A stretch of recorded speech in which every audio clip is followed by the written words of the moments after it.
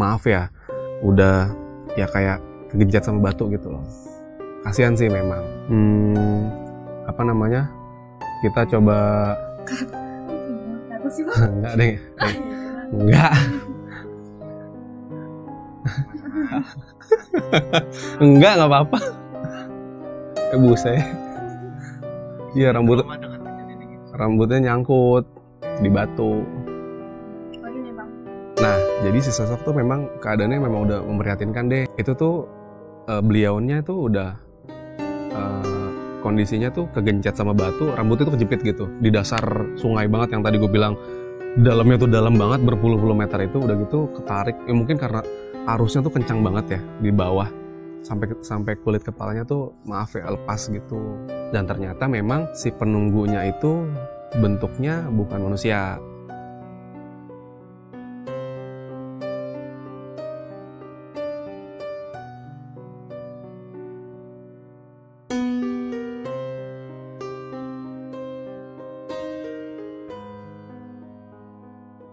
Halo teman kisah, kembali lagi dengan gue Ilva di channel Kisah Pendaki. Kali ini gue kedatangan narasumber yang akan menceritakan kisah mistisnya. Langsung aja kita sapa Bang Kote. Halo Bang. Halo teman-teman, halo juga teman-teman kisah ya. Iya teman-teman kisah. Gimana Bang kabarnya? Alhamdulillah, baik berkat doa teman-teman kisah juga. Amin. Punya cerita apa nih Bang? Waduh, langsung ditodong cerita nih ceritanya nih guys nih. Cerita sih sebetulnya banyak ya. Cerita mistis sih ya yang gak mistis banget juga ada gitu. Tapi yang paling melekat sama diri gue sendiri tuh ada salah satu kisah. Memang sih ini bukan kisah pendakian ya, karena basicnya juga walaupun gue senang naik gunung, tapi gue bukan pendaki. Jadi frekuensi naik gunung tuh juga ya bisa dihitung jari lah gitu. Sekalinya naik gunung juga fun-fun aja gitu, alhamdulillah gitu ya. Jadi kisah yang mau gue bawa hari ini sih sebetulnya kisah aktivitas outdoor juga sih sebetulnya, yaitu tubing di salah satu sungai di Bogor. Gue nggak usah nyebutin nama sungainya ya, nanti tebak-tebak aja deh. Sungai di Bogor kan banyak, nanti tebak salah satunya aja deh. Ini sih kayak gitu. Oh iya, ini kenapa banyak banget aftek ya? Mungkin yang di rumah teman-teman kisah nggak tahu aftek itu apa sih Bang? Oke, kebetulan teman-teman kisah pendaki ini ngundang gue, dan kebetulan juga gue ini ada di Aftek gitu ya. Gue kerja di Aftek, dan yang belum tahu nih ya, Aftek itu adalah salah satu brand outdoor dari Indonesia yang udah berdiri dari tahun 97. Jadi untuk teman-teman pendaki pendaki lawas kali ya, pendaki yang di tahun 90-an gitu ya, yang lahir tahun 90-an pasti tahu Aftek ini apa. Karena memang dari tahun 97 udah berdiri, si Aftek ini menjadi salah satu brand outdoor penyedia perlengkapan outdoor gitu ya, mendaki maupun aktivitas outdoor yang lainnya, terutama di bagian apparel sama bags and packs, aksesoris juga ada sih, intinya gitu. Oke, buat teman kisah yang ingin membeli perlengkapan outdoor, langsung aja ke Aftek dan langsung aja kepoin sosial medianya. Oke Bang Kote, mungkin bisa cerita langsung kali ya. Penasaran nih gue sama cerita lu.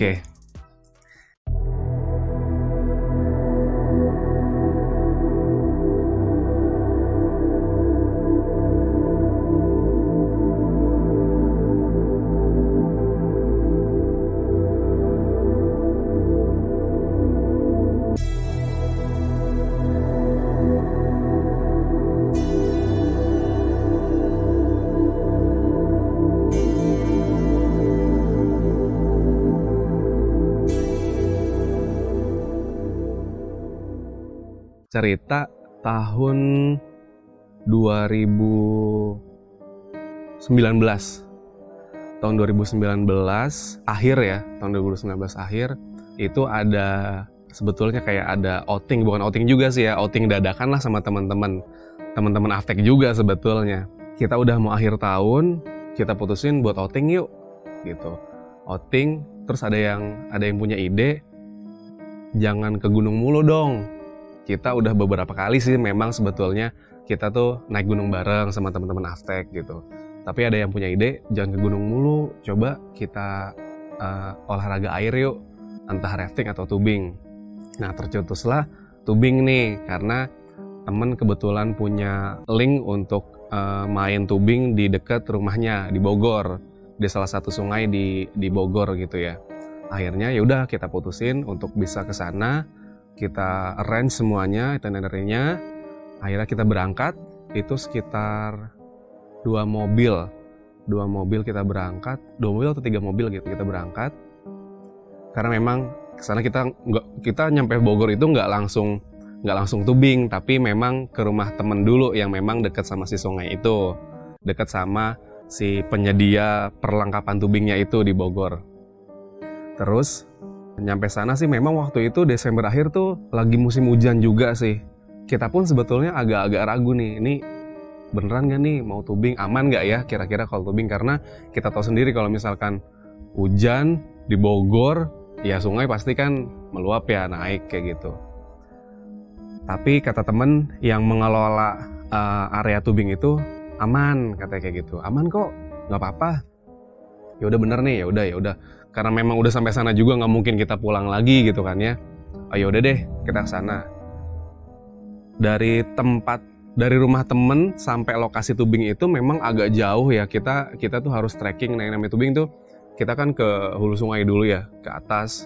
Nanti selesainya di finish tuh mungkin ya agak-agak dataran rendah juga gitu. Kita trekking ke sana, kita jalan rame-rame, udah pakai perlengkapan tubing tuh, udah ada life jacket, kita bawa helm juga, ada yang namanya apa sih namanya tuh knee protector, kayak deker lah ya kalau orang-orang bilang deker gitu, sama buat siku juga. Memang agak-agak di luar ekspektasi juga sih sebetulnya, karena kirain dari rumah temen tuh deket.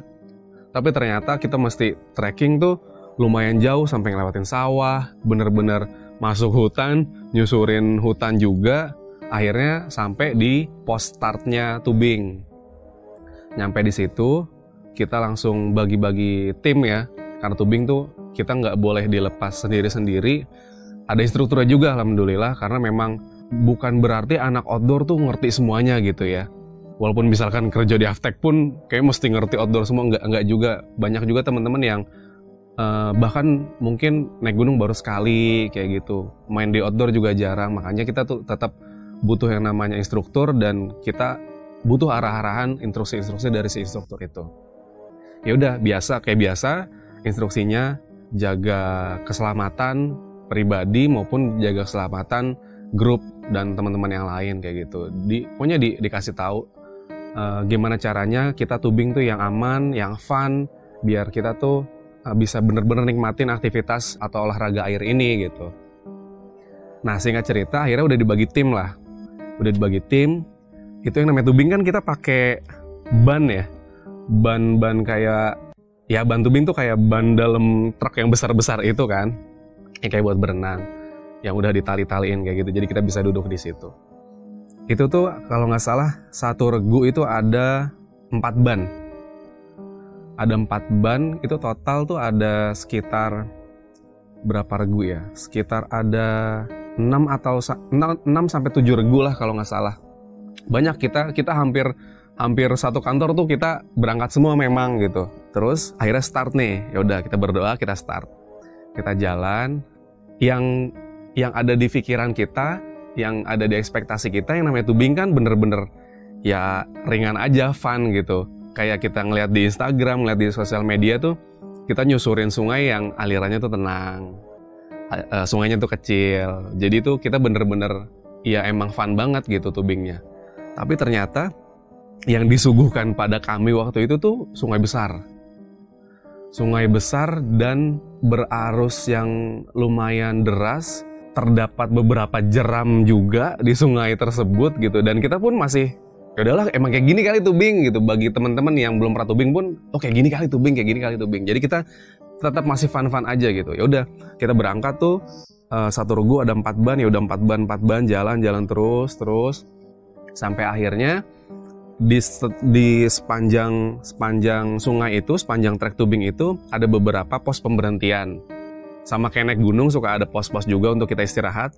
main tubing juga kayak gitu, main rafting pun juga kayak gitu. Ada beberapa titik atau pos-pos pemberhentian untuk kita tuh istirahat, untuk kita mungkin ngemil atau mungkin briefing ulang atau apalah gitu. Itu perjalanan pertama masih lancar sampai kita nemuin beberapa jeram yang menurut kami tuh jeram ini lumayan besar nih kalau untuk seukuran main tubing gitu. Tapi alhamdulillah dengan arahan dari instruktur di sana kita bisa ngelewatin itu karena memang dibantu. Alhamdulillah di sana instruktur nggak cuma 1-2 orang tapi ada beberapa orang yang ngebantuin kita waktu itu. Mulai berasanya waktu temen kepisah dari grupnya dia. Kepisah terus ibaratnya kayak ya floating sendiri aja, main sendiri aja gitu. Tapi sadar gitu ya. Tapi kasihannya memang dia kebawa arus sampai kita pun udah dikasih lihat itu sebelah sana ada jeram yang lumayan gede, hati-hati. Kita akhirnya melipir. Nah temen nih karena udah kepisah, dia jadinya nyasar ceritanya. Dia nyasar ngarah ke jeram yang gede itu. Kebetulan perawakan badannya juga agak besar juga nih teman. Dia akhirnya kita minta tolong sama instruktur, tolong deh dijemput takutnya kenapa-napa gitu. Terus kita fokus lagi ke grup masing-masing ya. Masih jalan lagi, jalan terus sampai kita berhenti juga di pos pemberhentian selanjutnya. Pos pemberhentian itu maksudnya sih bukan berbentuk pos kayak kita naik gunung kayak shelter gitu ya, cuma kayak tempat yang enak aja buat istirahat gitu. Di situ tuh kita ya briefing ulang, kita bercanda-bercanda, kita istirahat pokoknya. Kita punya istirahat, kemudian nggak lama dari situ dilanjut, tapi sambil nungguin temen yang tadi nyasar. Tapi ternyata ini temen nggak ketemu-temu. Tapi kita udah nitipin kan, kita udah nitipin sama instruktur di sana, sama pemandu di sana, tolong deh nanti dikawal terus. Kalau emang udah nggak sanggup, memang langsung dievakuasi aja, takutnya kenapa-napa gitu. Karena memang mengingat ternyata sungai yang kita gunakan untuk si tubing ini ternyata bukan sungai yang biasa-biasa aja gitu. Karena memang lumayan menantang juga untuk tubing. Karena kan kondisi badan orang juga, kondisi mental juga kan beda-beda gitu ya. Ada yang memang udah siap banget main, ada yang memang ya udah cuma ikut-ikut aja gitu. Terus lanjut kita fokus sama yang masih bertahan. Nggak lama dari istirahat kita mulai lagi. Kita mulai lagi jalan, biasa ngeliat-ngeliat ada jeram, ya kita coba ke sela-sela yang lebih aman untuk dilaluin sama rombongan tubing ini. Sampai pada akhirnya kita tuh ngelewatin beberapa jeram, lupa nama istilahnya jeramnya apa gitu. Agak-agak serem sih memang jeram-jeramnya itu. Ada jeram naga, ada jeram apa juga gitu, lupa. Itu tuh memang bagi kami sih ekstrim ya. Karena bukan rafting yang satu perahu itu rame-rame, tapi tubing tuh yang bener-bener satu ban sendiri. Kita tuh gimana caranya pertama harus bisa ngontrol si ban kita sendiri, baru kita bisa bareng-bareng sama teman-teman kayak gitu. Itu yang namanya kita kegulung-gulung, kita jatuh dari ban gitu ya, kita tenggelam tuh, itu udah ngalamin gitu pada saat main tubing itu. Terus akhirnya walaupun memang masih bisa akhirnya diselamatin lagi, kita bisa naik ke tubing lagi, jalan lagi. Puncaknya adalah ketika ada salah satu jeram yang bagi kami tuh bener-bener kita sampai bilang tuh ini jeram bukan standar tubing. Ini jeram harusnya tuh untuk rafting. Karena kita pun ragu gitu, tapi karena instruktur, ayo bisa kok bisa. Mungkin karena instruktur memang akamsi gitu ya. Dan dia udah sering main tubing di situ, jadinya dia udah tahu celahnya gitu. Kan ini teman-teman banyak yang belum pada siap juga gitu. Akhirnya kita sempat ke bawah sama arus, kita kehajar ke dinding tebing gitu. Gue pribadi yang ngalamin, badan gue diikat sama tubing yang paling depan untuk ngejaga 3 tubing di belakang gue. Waktu itu itu setiap kita berhenti kita selalu evaluasi mau switch nggak nih, mau tukeran personel nggak, mau tukeran orang nggak di grup kalian. Akhirnya memang ada beberapa yang di switch, termasuk di grup gue di switch. Akhirnya gue cuma ada 3 ban terdiri sama gue bawa istri gue sama satu lagi sama teman gue juga. Teman gue perempuan, memang perawakan badannya juga besar juga gitu. Di situ tuh gue kehantem karena ke bawah sama arus sungai, gue kehantem ke dinding. Itu tuh gue yang namanya mau pasrah atau mau struggling tuh bener-bener ditentuin banget di situ.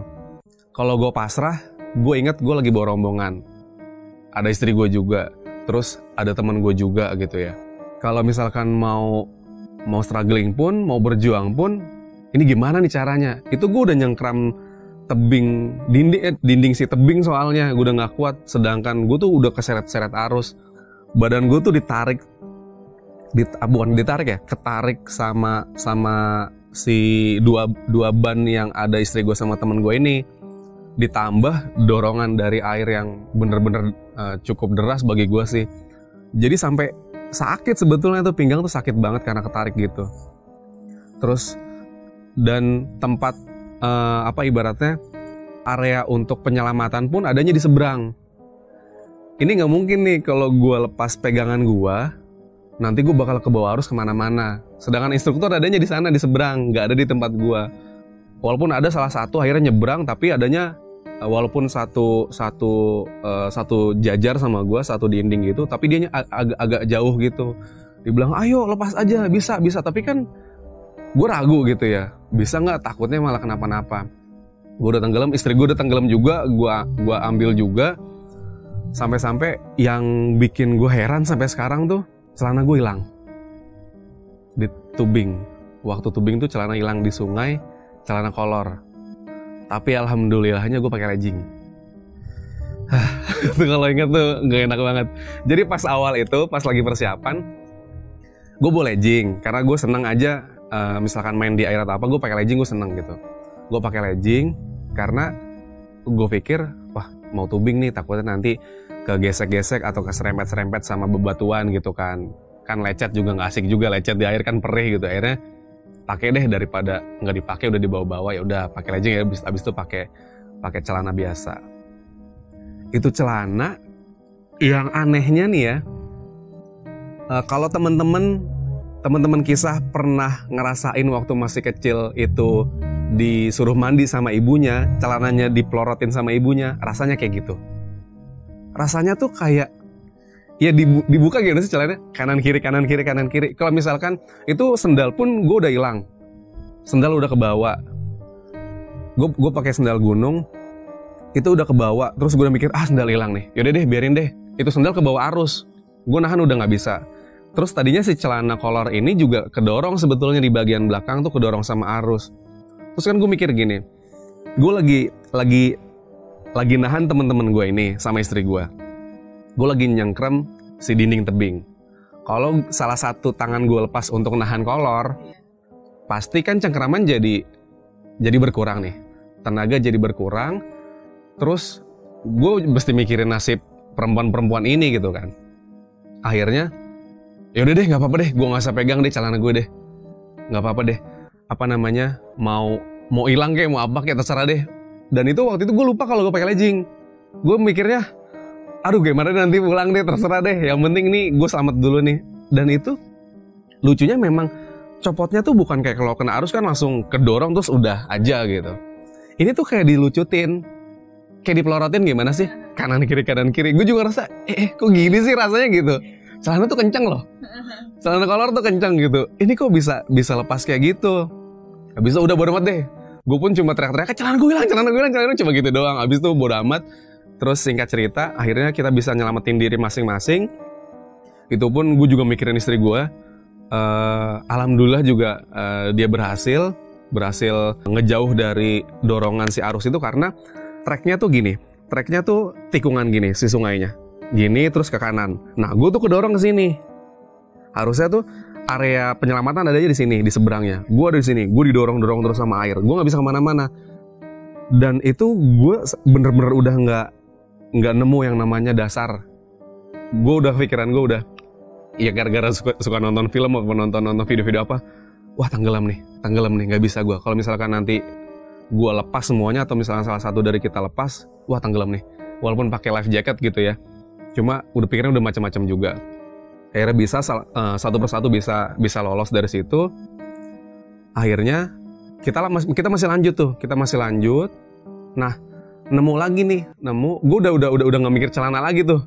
Kalau sendal akhirnya ketemu sama temen pun, ada nih sendal siapa nih, sendal gue, sendal lu teh, ya udah nih ambil, ya udah gue pakai sendal lagi. Tapi kalau celana gue udah coba bilang, celana gue hilang, udah terserah deh. Kalau nemu ntar bilang sama gue gitu. Oh ya udah. Terus abis itu kita masih lanjut lagi sampai nemu lagi ke titik pemberian selanjutnya nih. Dari situ kita udah gara-gara kejadian tuh udah gila-gilaan ya, udah ada yang tenggelam, udah ada yang kegulung-gulung, kita jadi makin panik gitu kan. Tiap kita berhenti, kita selalu nanya, lengkap nggak nih teman-teman kita? Si ini kemana? Si ini kemana? Si ini kemana gitu. Kan namanya tubing yang tadinya rame-rame itu ujung-ujungnya pas di tengah misah. Makin kesana misah-misah lagi. Udah gitu kan tracknya jauh gitu ya. Sampai ke garis finish aja jauh banget. Terus itu belum garis finish tuh masih jauh dan itu masih ngelewatin beberapa jeram yang makin ekstrim lagi kata si instrukturnya, kata pemandunya. Kita lagi berhenti, kita nanya-nanya, ada salah satu teman kita tuh yang akhirnya cuma berdua nih, dari jauh tuh kita udah ngelihat sebetulnya. Oh itu dia tuh akhirnya datang juga gitu. Itu tuh dia ini udah, temen-temen tuh sebetulnya udah banyak yang ngalamin kayak ke garuk sama dasar sungai, kepentok sana sini batu gitu, itu udah pada ngalamin gitu semua itu pas waktu tubing. Termasuk teman-teman gue ini yang dua orang ini pas kita lihat dari jauh tuh udah kelihatan, oh tuh dia tuh datang tuh, siap-siap aja, ditarik. Temen gue perempuan ditemenin sama ada cowok temen juga satu gitu. Itu dia berdua, cuma ada satu grup tuh cuma berdua, dua ban gitu ya. Tiba-tiba dari jauh tuh kita ngeliat, kok seneng banget ya ketawa-tawa. Temen gue perempuan yang di depan ini, kok ketawa-ketawa ya temen gue ya, kenapa ya gitu. Kita ngeliat, kok seneng banget sih tuh dia gitu. Makin deket ke kita, lama-lama ternyata nangis. Kan kita bingung ya. Gua pun sebagai temennya gitu ya, kayak nggak pernah gitu ngeliat dia nangis sampai jengker gitu, sampai teriak-teriakan tuh, sampai seg-segan gitu tuh gua nggak pernah gitu. Lah kenapa nih, kan ikutan panik ya, teriak-teriakan. Terus nggak lama dia kayak kayak collapse gitu sih, kayak lama-lama nggak sadar, kayak blackout gitu, kayak pingsan. Sebelum dia blackout gitu, sebelum pingsan dia manggil nama gua. Kote kayak gitu. Iya gue datang karena emang ya gue udah ngerti juga lah, maksudnya untuk apa namanya nanganin dia nih kalau lagi kayak gini nih gimana nih, setidaknya ngajak ngobrol atau gimana gitu. Tapi akhirnya dia sempat nggak sadar sebentar, tapi memang sepersekian detik doang. Nggak lama ceritanya dia melek lagi. Tapi dengan suara yang berbeda, dengan intonasi juga yang berbeda, bahasanya pun beda, ngomongnya pun bukan dia banget nih gitu. Tiba-tiba pas setelah dia nangis, terus nggak sadar diri sepersekian detik, abis itu dia tiba-tiba melek, tiba-tiba melotot, teriak-teriaknya tuh pakai bahasa Jawa. Di situ tuh intonasinya tuh kayak bapak-bapak. Emang sih suaranya juga bukan kayak laki ya gitu ya. Apa namanya? Dia tiba-tiba ngomong bahasa Jawa yang di situ tuh mostly teman-teman gue tuh orang-orang Pasundan. Jadi tuh memang teman-teman gue rata-rata anak Bogor. Jadi memang rata-rata orang-orang Sunda, anak Sunda semua gitu. Ini temen gue nih tiba-tiba ngomong bahasa Jawa sambil ngomel-ngomel. Intinya, siapa yang ngajak cucu saya ke sini? Kayak gitu. Sopo sih ngajak cucu putuku neng kene, pokoknya kayak gitu. Tapi intonasinya tuh memang kayak marah banget gitu, kesal gitu. Terus karena sebelum dia ngomong kayak gitu dia manggil nama gue, abis itu gue yang nyamperin, kenapa kak? Terus habis itu langsung ngomel-ngomel. Terus ya gue juga coba ngejelasin pakai bahasa Jawa. Cuma main gitu. Cuma main aja. Siapa yang ngajak? Kan gue juga nggak mau disalahin ya kalau gue ngomong nanti iya gue yang ngajak atau aku yang ngajak, takutnya ntar malah gue makin dimaki-maki. Karena temen gue ini memang sensitif juga. Ya usut punya usut sih, anak indie apa namanya, makanya gue pun ya harus bisa nimpalin lah, nggak bisa apatis gitu ya, kalau apalagi kalau dia lagi kayak gitu. Dia langsung ngomel-ngomel, terus abis itu ya udah gue cuma ngejawab sebisa gue. cuma main kok mbah, karena feeling gue, oh ini mbahnya kayaknya nih. Dan memang teman gue ini dijagain sama mbahnya gitu, mbah buyut-buyutnya gitulah pokoknya. Nah kayaknya sih memang kalau feeling gue memang si mbah ini yang masuk waktu itu ke tubuhnya temen gue ini, terus ngomel-ngomel gitu, karena mungkin kan mbahnya nggak tahu ya cucunya lagi di mana, lagi ngapain, tiba-tiba kayak gini keadaannya, kenapa cucunya tiba-tiba nangis kayak gini, terus mungkin nggak terima kenapa cucunya kok keadaannya kayak gini nih, separah ini gitu, emang lagi pada ngapain. Makanya ya wajar sih namanya keluarga gitu, mungkin kakek atau mungkin orang tua yang ngelihat anggota keluarga kayak gitu pasti kan nanya, lu ngapain di sini, kasarnya kayak gitu, lu ngapain di sini, siapa nih yang ngajak kayak gitu. Akhirnya ya gue dengan sebisa gue jawab aja gitu pakai bahasa Jawa. Waktu itu nggak halus-halus amat sih gue jawabnya juga, ya cuma main kok mbah, cuma main. Siapa yang ngajak? Yang ini kita rame-rame aja gitu. Udah deh, udah ya mbak, maaf ya gitu. Nanti abis ini kita udahan kok kayak gitu. Tapi pakai bahasa Jawa karena memang temen gue cuma ya bingung gitu, nggak ada yang bisa jawab dan mungkin takut juga gitu untuk ngejawabnya. Abis itu akhirnya temen gue dievakuasi dan itu diputusin, tubing itu berakhir di situ. Kita nggak sampai garis finish karena mengingat di depan masih ada beberapa jeram yang lumayan menantang gitu ya, yang lumayan ekstrim. Takutnya ada kejadian yang serupa yang dialami sama temen gue ini dengan orang yang berbeda gitu. Makanya akhirnya temen gue dievakuasi sama salah satu pemandunya. Katanya sih dibawa ke rumah warga, istirahat di sana lah gitu. Nah sisanya kita ini akhirnya juga evakuasi.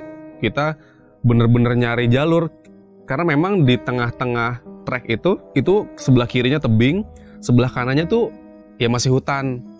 Dan kita kebayangnya tuh kita disuruh berhenti di situ terus harus cari jalan pulang. Untungnya salah satu pemandu juga bawa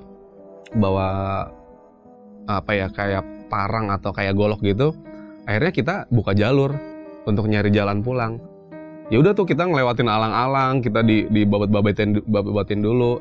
Terus akhirnya kita sampai titik penjemputan waktu itu karena dianterin pakai dijemputnya pakai angkot. Kita nungguin di situ. Terus ya gue dengan malunya gue pakai legging itu ya, karena jadi kaos tuh gue turunin gitu ke bawah soalnya yang gak enak lah, malu gitu. Nah itu tuh temen gue ini yang dievakuasi ke rumah itu ditanya-tanya lah ya sama pemilik rumah, emang lagi tubing ya Neng gitu. Ini kalau nggak salah ya, ini menurut penuturan ceritanya dia. Iya lagi tubing. Ini kenapa emang tadi ya saya nggak tahu, tadi nggak sadar, tiba-tiba kata teman-teman saya nangis gitu. Oh keserupan kali Neng mah, kata kayak gitu. Terus ini sadar gimana? Enggak, iya sadar sendiri aja. Loh bisa sadar sendiri ya gitu? Iya. Emang kenapa gitu Bu gitu? Enggak, soalnya biasanya mah kalau yang kesurupan di sungai ini mesti panggil Pak Haji dulu, manggil si Abah dulu, baru bisa ditanganin, baru bisa sadar. Soalnya kemarin aja tuh semingguan aja baru ada yang meninggal di sungai itu. Kata si ibu itu, ini nggak jauh lokasi tendanya tim SAR nih, ada di dekat rumah saya. Kata kayak gitu. Jadi itu yang bikin itu teman gue itu cerita ketika memang kita udah ngumpul bareng lagi di rumah teman gue yang di dekat arena untuk start tubing itu ya. Singkat cerita, akhirnya kita berhasil evakuasi semua.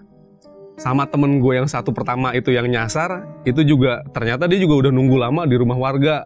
Itu tuh udah bener-bener kayak nafsi deh, udah lupa banget sama temen-temen yang gimana gitu ya. Tapi akhirnya alhamdulillah dia bisa selamat juga. Dia datang ke rumah temen gue, ke rumah ke titik kumpul pertama lah, yang tempat kita ngumpul pertama kali sebelum kita berangkat tubing akhirnya. Habis itu kita mulai cerita deh. Kita review perjalanan kita dari masing-masing orang gitu ya. Lu ngapain aja, lu kenapa kayak gitu. Terutama teman-teman yang memang ngalamin hal-hal yang mungkin kurang mengenakan bagi diri mereka gitu ya. Termasuk teman gue itu yang tadi nangis di sungai itu. Kita mau denger dong ceritanya. Kita juga seneng gitu denger cerita-cerita kayak gitu, walaupun mungkin temen juga ngerasainnya nggak enak, tapi kita mah seneng-seneng aja dengernya. Itu dia bilang, katanya memang pada awalnya si teman gue ini kan emang sensitif ya. Dia bisa ngelihat. Waktu kita lagi nyusur sungai itu, dia ngelihat di atas tebing itu ada perempuan. Aduh gue merinding lagi. ada perempuan ya rambutnya panjang kayak gitu, tapi ngeliatin aja si perempuan itu pakai baju putih kalau nggak salah deh, pokoknya perempuan lah, sosoknya perempuan. Nah, yang dirasain sama temen gue ini, jadi menurut komunikasinya dia sama makhluk itu gitu ya, jadi yang waktu dia nangis itu dia lagi dirasukin atau mungkin tubuhnya lagi dimasukin sama sosok korban yang ada di sungai itu. Jadi memang, dan usut punya usut, ternyata sungai itu nggak cuma 1 kali atau 2 kali makan korban gitu. Nah, salah satu korbannya itu masuk ke tubuhnya teman gue ini. Jadi dia yang nangis-nangis pertama itu. Terus mungkin karena teman gue ini dijagain sama mbahnya nggak terima. Lu ngapain lu, kasarnya gini ya, lu ngapain lu ada di tubuh cucu gue, nggak pantas lu. Akhirnya ya udah tuh, makanya tadi gue bilang sepersekian detik langsung berubah, bener-bener jadi, ya pokoknya berubah drastis banget. Yang tadinya nangis sampai jengker, sampai seg-segan gitu, berubah jadi marah-marah. Ya itu ternyata mbahnya yang nggak terima kalau tubuh cucunya tuh dimasukin sama makhluk di area situ. Habis itu cerita macam-macam. Nah, singkat cerita, kita tuh akhirnya pulang ke Jakarta gitu ya, ke kantor. Besoknya itu tuh apa ya, teman-teman kayak yang kemarin ngerasain hal-hal kayak gitu tuh masih berdampak di badannya gitu. Akhirnya kita bukan ketemuan ya, kita ngobrol bareng-bareng, kayak gue sama teman gue itu, kita nge-review juga gitu, kemarin kenapa, yang lu lihat apaan. Jadi sebetulnya memang ada beberapa korban yang ada di sungai itu, terutama memang di sungai itu tuh ada beberapa titik, gue lupa ya nama istilahnya apa. Jadi airnya itu tuh tenang, nggak ada arusnya sama sekali. Kata temen gue yang rumahnya di dekat sungai itu, di bawah permukaan si air itu dalamnya sampai 2 kali batang bambu yang paling panjang, dan itu pun masih belum nyentuh. Bayangin aja 2 kali batang bambu, 1 kali batang bambu kita masukin lagi, terus itu pun masih belum nyentuh. Itu berapa puluh meter gue nggak tahu deh dalamnya. Nah, gua sama teman gue ini coba untuk komunikasi, karena memang dia ini ikut, perempuan ini ikut. Jadi gue sama teman gue ini coba komunikasi, karena memang dia ikut ke kantor. Keadaan juga emang nggak enak gitu. Terus kebetulan gue yang dikerjain gitu ya sama temen gue untuk mediasi. Sebelumnya bukan gue nih yang mediasi, ada teman gue coba deh untuk mediasi. Kita waktu itu selepas jam kantor, memang ya nggak mungkin lah di jam kantor nanti heboh gitu. Selepas jam kantor kita coba mediasi ke teman gue. Di teman gue ini udah masuk nih makhluknya ceritanya, tapi susah deh untuk diajak ngomong. Susah banget untuk diajak ngomong. Gue udah tanya, temen gue udah nanya, temen-temen yang lain udah pada nanya juga. Biasalah kita interogasi gitu ya, assalamualaikum gitu, selamat sore, selamat malam, sampurasun, misalkan memang dari karena kita habis main dari ranah Pasundan gitu ya, kita sampurasun gitu. Kita tanya gitu, tapi tetap nggak ada jawaban, cuma nunduk, cuma gitu aja. Nah, yang gue rasain di situ tuh anehnya, gue kayak udah ada feeling ini makhluknya kayaknya, mohon maaf ya, sorry tuh saya ini meninggal kayak tenggelam deh, karena hidung gue tuh perih. Tahu kan rasanya kemasukan air di hidung? Nah itu tuh hidung gue perih. Lama-lama perih. Kok perih banget ya hidung gue ya? Terus gue nanya sama temen gue ini. Temen gue Eka. Kak, tenggelam ya? Gue bilang kayak gitu, tenggelam ya? Iya teh, kenapa emang? Hidung gue perih banget kayak kemasukan air beneran deh. Nah, karena memang tujuan kita ini untuk komunikasi ya, untuk tanya jawab, kenapa ikut dan lain-lain sebagainya. Dan kebetulan di teman gue ini susah untuk bicaranya, akhirnya dilimpahin ke gue deh ceritanya. Gue juga nggak tahu kenapa gue begini gitu ya. Gue nggak belajar gitu. Maksudnya gue akhirnya masuk ke gue. Ya udah tuh bisa tuh ngalir gitu aja cerita. Walaupun memang ada beberapa ada beberapa hal memang yang sulit untuk dibicarakan gitu ya. Intinya memang beliau ini tuh bener memang yang ada di sana, yang menjadi korban, salah satu korban yang menjadi yang ada di sungai tersebut. Ikut karena memang mungkin nggak tahu sih ya, dia nggak bilang kenapa ikut, ya karena mungkin jarang-jarang ada orang yang main di situ lagi mungkin gitu ya. Terus karena memang dia juga bingung mau kemana. Menurut penelusuran temen gue ini, ya kondisinya udah kasihan sih, karena memang beliaunya tuh mohon maaf ya, beliaunya tuh ada di dasar sungai, jasadnya nggak ketemu kalau nggak salah deh, nggak ketemu. Terus tuh maaf ya, udah ya kayak kegencet sama batu gitu loh. Kasihan sih memang. Habis itu apa namanya, kita coba Apa sih, Bang? enggak deh, enggak. Enggak apa-apa. Buset. Iya, rambutnya nyangkut di batu. Nah, jadi si sosok tuh memang keadaannya memang udah memprihatinkan deh.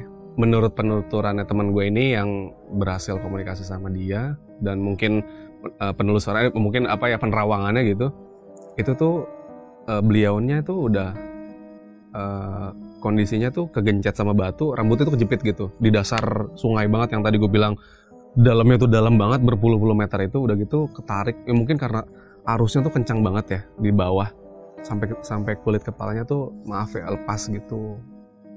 Nah, tapi sih itu udah clear, itu udah alhamdulillah. Kita tuh nggak mau kayak cuma komunikasi dan lain-lain, cuma sebisa mungkin kita tuh doain korban dan lain-lain lah. Karena memang di situ bukan cuma satu korban, ternyata ada 3 kalau nggak salah deh. Karena dia juga acara lagi olahraga air juga, lagi tubing juga. Terus memang tenggelam. Terus di samping itu memang di sungai tersebut ada penunggunya. Ya kita sih, karena kita, terutama gue nih, circle gue nih emang begitu-gituan mulu gitu ya sama temen. Jadinya itu yang ngebiasain gue sama teman-teman ketika datang ke tempat asing, selalu paling tidak ngucapin salam. Terus jaga tata krama. Kalau memang ke daerah Jawa ya kita kulonowun. Kalau ke daerah Sunda ya kita sampurasun gitu. Ya kita jaga sopan santun lah, karena memang kita nih sebagai tamu. Nah, kasus gue yang di sungai sama teman-teman gue ini juga kayak gitu. Jadi ternyata teman gue ini punya mbah lah gitu. Tempat kita ngobrol sebetulnya. Kita ngobrol nih ceritanya. Kita tanya-tanya lah, mungkin karena beliau yang lebih punya kemampuan untuk bisa lebih ngejangkau gitu ya. Dan ternyata memang si penunggunya itu bentuknya bukan manusia. Maksudnya perwujudannya itu bukan manusia. Kan kadang makhluk halus tuh ada yang perwujudan manusia, tapi ini bukan manusia. Perwujudannya tuh kayak ular gitu, tapi badannya tuh manusia. Tapi ke bawah tuh ular. Itu perempuan tapi. Jadi tuh si makhluk penunggu sungai ini tuh paling nggak suka ngelihat orang-orang tuh yang datang ke sungai itu dengan suasana tuh seneng, gembira gitu ya. Apalagi ngelihat pasangan muda-mudi yang pacaran lah, yang suami istri lah gitu. Karena kebetulan waktu gue tubing itu gue baru banget married, nggak lama lah, baru beberapa bulan married. Jadi ya mungkin aura senangnya gitu tuh suami istri tuh masih kelihatan banget gitu. Dan itu yang nggak disenengin sama si makhluk itu gitu. Karena memang udah sering, katanya dulu tuh itu tuh sungai tuh, di bantaran sungai itu pada banyak banget yang kalau sore tuh pada pacaran. Entah ngapain aja gitu, gue juga nggak tahu. Dan usut punya usut, si makhluk ini memang kayak cemburu gitu loh. Kayak dia tuh nggak suka karena si makhluk ini juga nggak punya pasangan. Katanya sih kayak gitu, makanya dia nggak suka. Gue nggak tahu dulunya nih makhluk ini seperti apa gitu ya. Mungkin perwujudan manusia, yang kemudian mungkin ya berubah arah dan lain-lain. Gue nggak tahu ya. Pokoknya intinya menurut penelusuran atau mungkin komunikasi yang dilakukan sama mbahnya teman gue ini ya memang kayak gitu. Jadi si makhluk ini memang dia punya punya isu pribadi soal pasangan gitu, karena dia nggak punya pasangan, jadi dia paling nggak suka ngelihat orang yang ngelihat pasangan lah gitu, cowok cewek, muda-mudi atau mungkin pasangan suami istri yang ada di sungai itu yang bikin dia tuh nggak suka kayak gitu. Akhirnya kita pun juga bilang sama teman kita yang rumahnya di dekat sana, tolong deh ditutup dulu, ini bahaya banget soalnya, karena kalau masih dibuka ini makhluk masih ngancam, dia bakal makan korban, katanya kayak gitu. Terus akhirnya ya mungkin disampaikan sih ya sama pengelola gitu, jangan diadain dulu deh kayak gitu. Walaupun memang nggak jauh dan nggak lama setelah aktivitas gue sama teman-teman gue ini, katanya sih ada kabar juga yang ada rombongan rafting, justru bukan tubing gitu ya. Ya mereka aktivitas di sana dan ada korban juga, dan itu hilang orangnya, jasadnya nggak ditemuinnya tuh nggak lama kemudian, tapi ditemuin bukan di daerah situ, tapi udah di Tangerang. Ibaratnya udah ngikutin arus sungai sampai ke Tangerang gitu. Tim SAR nemuinnya di sana. Kayak gitu, makanya itu tuh hawanya jadi nggak enak banget waktu itu di kantor. Karena hawa negatifnya tuh masih ada di beberapa teman-teman kita itu. Termasuk teman gue yang rumahnya di Bogor ini. Sampai-sampai anaknya tuh kayak nggak kenalin dia. Iya, dia punya anak kecil. Anak kecil ini biasanya kayak apa ya? Kita bahasanya apa ya? Kolokan lah gitu. Yeah. Kolokan ke bapaknya. Tapi kali ini tuh enggak. Itu bukan ayah, itu bukan ayah. Bilang gitu ke ibunya, itu bukan ayah, bukan ayah. Ini ayah, Dek. Itu bukan ayah, bukan ayah. Terus sampai habis itu nangis-nangis kayak gitu. Kan dia bingung ya. Terus dia nanya ke gue sama teman gue, kenapa ya? Anak gue tuh kayak gini, nggak mau sama gue, kenapa gini? Ternyata memang ya dia juga masih ada hawa-hawa negatif yang nyelimutin, yang coverin dirinya dia gitu, yang sampai bikin ya namanya anak kecil kan peka ya katanya gitu ya, bisa ngerasain atau mungkin bisa ngelihat hal-hal yang aneh kayak gitu. Habis itu ya udah tuh kita coba, biasalah kita mungkin doain korban yang apa sih namanya, yang ada di sana. Kemudian juga kita juga bersih diri gitu. Maksudnya bersih diri tuh ya kita coba apa ya, ya mungkin kayak mandi yang bersih banget, terus mungkin wudhu atau sholat, dan kita baca-bacaan, ngaji gitu. Pokoknya itu kita upaya kita untuk bersihin hal-hal negatif gitu ya, aura-aura negatif yang dari tempat itu. Dari situ sih banyak banget sih itu pelajaran yang diambil gara-gara tubing itu. Sampai beberapa hari, bahkan sampai beberapa bulan tuh teman-teman jadi trauma juga sama air gitu. Kalau main ke air gitu, main ke laut sekalipun, snorkeling dan lain-lain tuh bawaannya gimana gitu, karena apa ya, impresinya tuh jelek banget di sungai itu gitu. Sampai-sampai makanya kita bilang sama teman kita yang ada di sana tuh, tutup dulu deh, karena itu nggak layak banget bagi kita buat tubing. Itu standar rafting.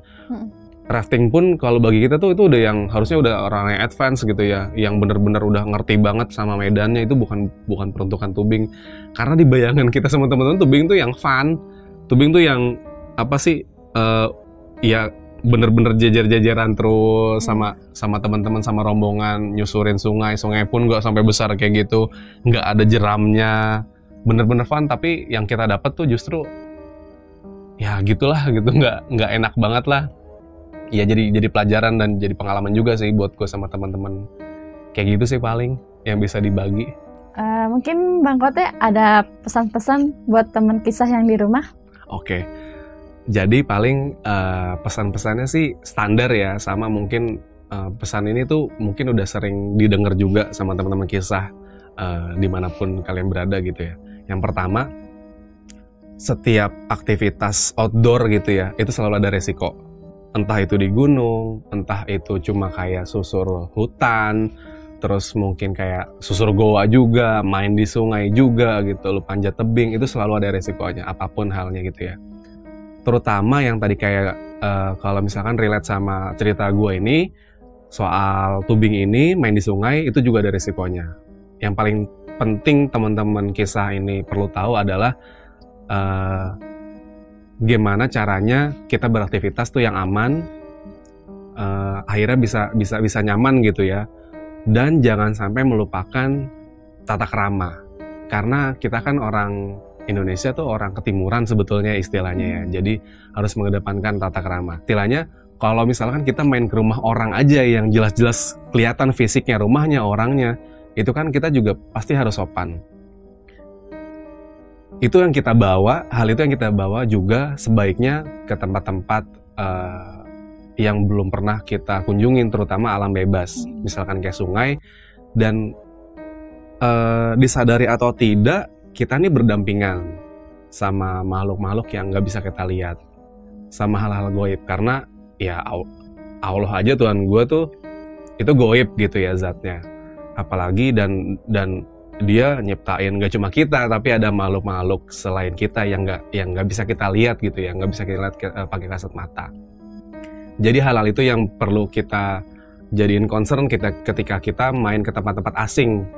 Bukan tempat angker ya kalau menurut gue, tapi tempat-tempat asing. Ya tinggal berdoa aja sih sebetulnya. Kita ucapin salam, kita berdoa, terus kita mohon perlindungan. Ya sesuai sama keyakinan masing-masing deh. Intinya kayak gitu. Sama bener-bener ya dijaga sih sikap, perilaku ketika ada di tempat-tempat yang memang bukan tempat kita. Karena kita nggak pernah tahu di tempat tersebut itu ada makhluk apa, atau mungkin ada siapa penunggunya yang lebih dulu meninggali tempat itu gitu ya, yang menempati tempat tersebut. Dan memang jadinya kita sebatas tamu di tempat tersebut. Jadi memang intinya pertama kenali medan, terus harus tahu aktivitas yang kita mau lakuin, sama jaga perilaku. Udah gitu aja sih paling. Oke teman kisah, itu adalah cerita dari Bang Kote. Jangan lupa untuk ditonton channel Kisah Pendaki, subscribe, like, comment, and share. Oke. Makasih ya Bang Kote. Sama-sama. Udah ceritain pengalamannya. Yoi. Bye.